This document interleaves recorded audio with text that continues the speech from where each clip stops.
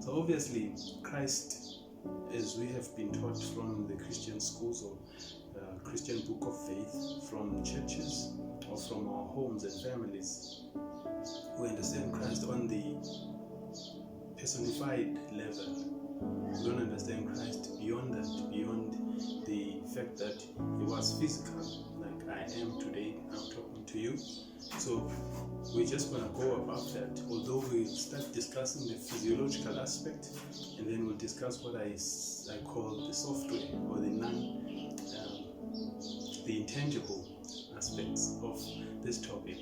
And so obviously, as we know that Christ died in a place called Golgotha, or was crucified in a place called Golgotha.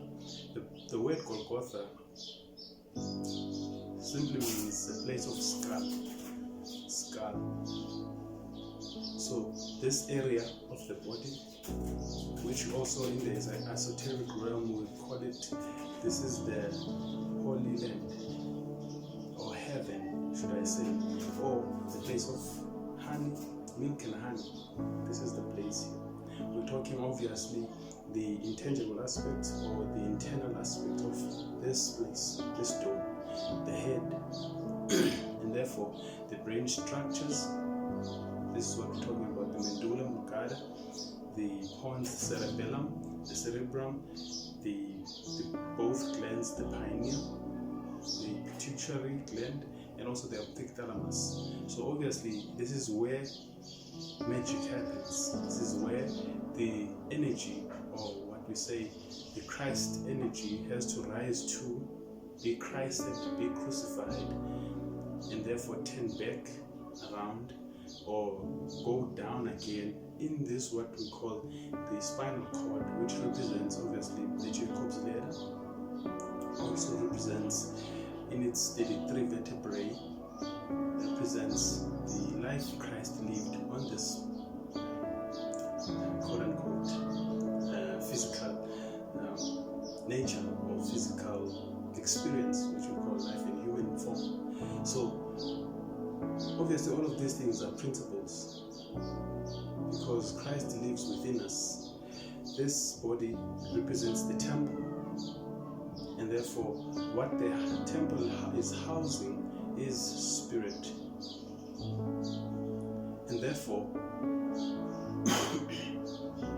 excuse me, and therefore obviously once we are born, and then this Christ energy is reduced to the denser level of consciousness, which is this third dimensional reality, and therefore it to experience this physical form. And so it goes down from, you can say, whereas it descends down as it enters your body through, we can say again, through the crown chakra or through the vortex on your head. It goes down to the root chakra. The root chakra is the earth principle to experience this physical nature. Although again that we have the responsibility now to raise this energy back up into the head or into heaven. This energy is given birth to, or is born within us, all of us, every month, 12 times a year, in what we call the Bethlehem manger, or the solar plexus chakra. So Bethlehem manger or solar plexus chakra, this is where obviously where the Virgo constellation rules, because here in the head we're talking Aries,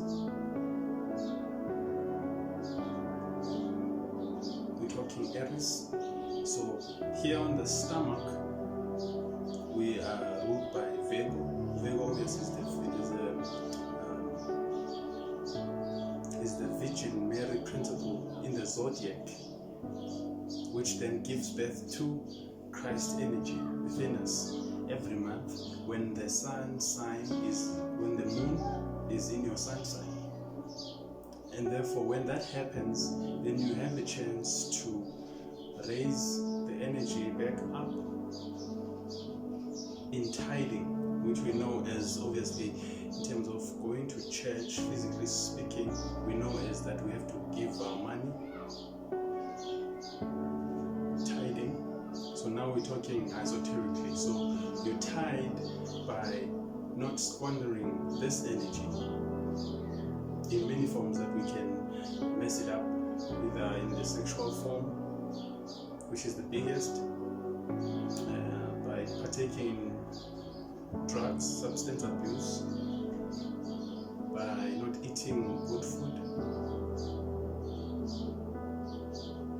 and in general not living well. Sleeping is also included. So obviously now we want to raise this energy back up. We have to do the opposite of what I've just mentioned. Eat good food, sleep enough, abstain from sexual activities, because not every time we have to be involved in those activities. And then also practice meditation, exercise. Then this energy goes back up, and as it goes back up, it obviously goes through the Jacob's ladder, which is our spinal cord again. And our spinal cord represents obviously our life form, hence it's in a snake form, or it is represented by snakes or snake, as we learn also from the Hindu faith, or should I say the Hindu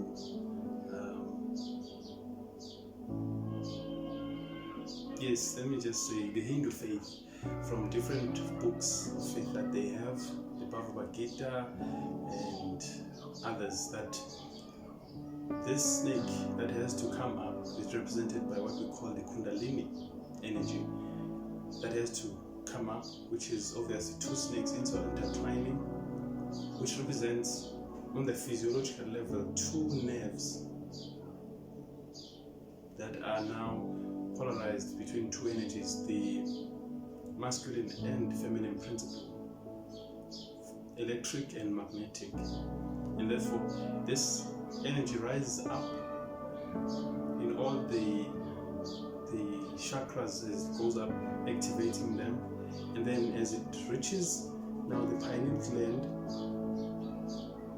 the optic thalamus, the pituitary gland, then goes to the crown chakra.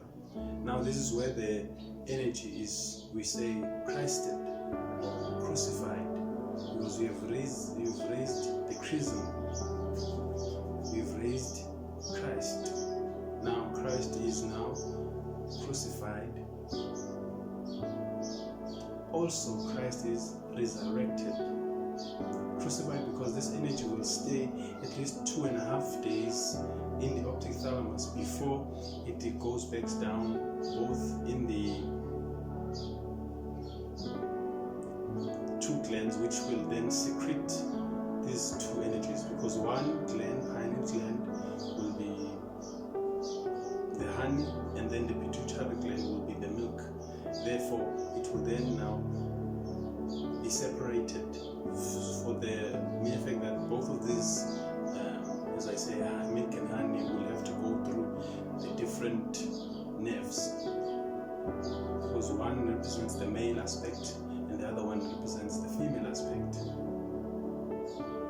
And then after these 2.5 days, the energy is multiplied 1,000-fold by the crown chakra, you can say. And then it goes back down to activate now your dormant brain cells, to heal you, to open you up to new possibilities of your own consciousness in your successive levels, obviously, of your consciousness. And now as it goes back down, it represents Santa Claus, because now it's going back down the chimney and it's bearing gifts. Then it goes back down, obviously activating your crown chakras, your 7 chakras again, healing you, giving you vitality.